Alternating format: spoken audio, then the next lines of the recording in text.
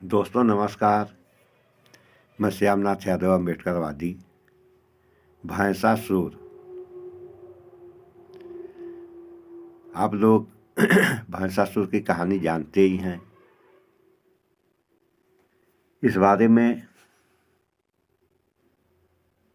हमारे जो समझ में आता है आप लोगों से शेयर कर रहे हैं। तो भैंसासुर ने शंकर भगवान की तपस्या किया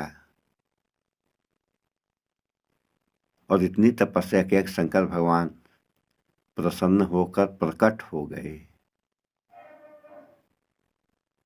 और जब प्रकट हो गए तो भैंसासुर से कहे कि बेटे मांगो, कुछ वरदान जो भी चाहो मांग सकते हो। तो भैंसासुर ने कहा कि महाराज, अब मैं जो मांगूंगा आप दे देंगे? तो उन्होंने कहा हाँ, देने के ही लिए तो मैं आया हूँ। ये कहा ठीक, असुर था ही। तो उसने कहा कि आप मुझे ऐसा वरदान दें कि मैं जिसके सर पे हाथ रख दूं वह भस्म हो जाए। तो शंकर भगवान ने आगे देखे ना पीछे, इन्होंने इसको वरदान दे दिया और कह दिया ये मस्त।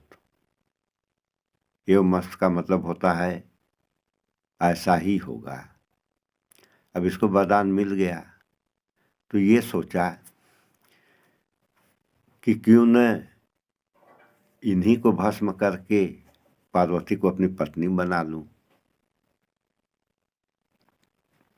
तो इसके आगे की कहानी आप लोग जानते ही हैं। तो हमारा मानना ये है कि चलो, भस्मासुर ने तपस्या किया।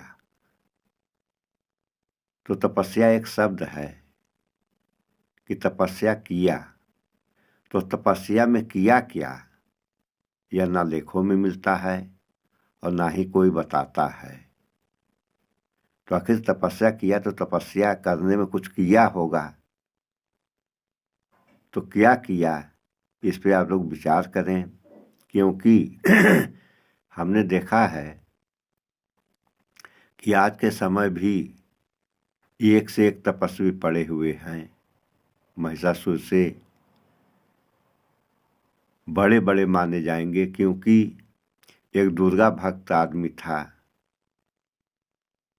वह इतना बड़ा दुर्गा का भक्त था कि अपने हाथ पे कपूर तो आप लोग जानते ही हैं कि इसको अगर जला दिया जाए तो पूरा अपने आप जल के खत्म हो जाएगा, तब आग अपने आप बुझ जाती है।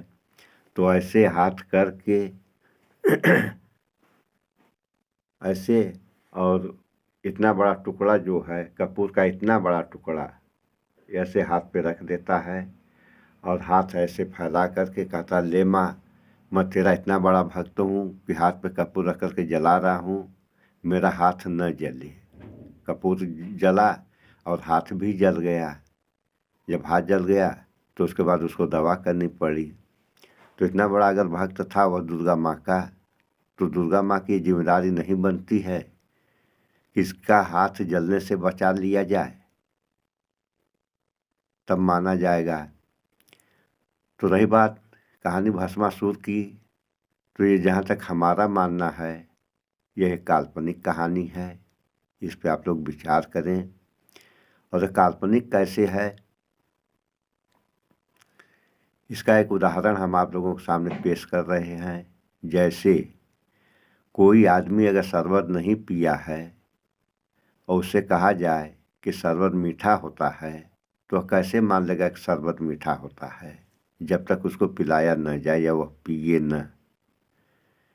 जब उसको पिला दिया जाएगा, पी लेगा, तब उसको इस बात का आभास हो जाएगा कि शरबत मीठा होता है और ऐसा मीठा होता है। तो इस पर विचार करें। इस वीडियो में इतना ही। शिक्षित बने, स्वच्छता अपनाएं, शुद्ध खाएं, स्वस्थ रहें। वीडियो को ज़्यादा से ज़्यादा लाइक शेयर सब्सक्राइब तथा कमेंट भी करें। नमस्कार।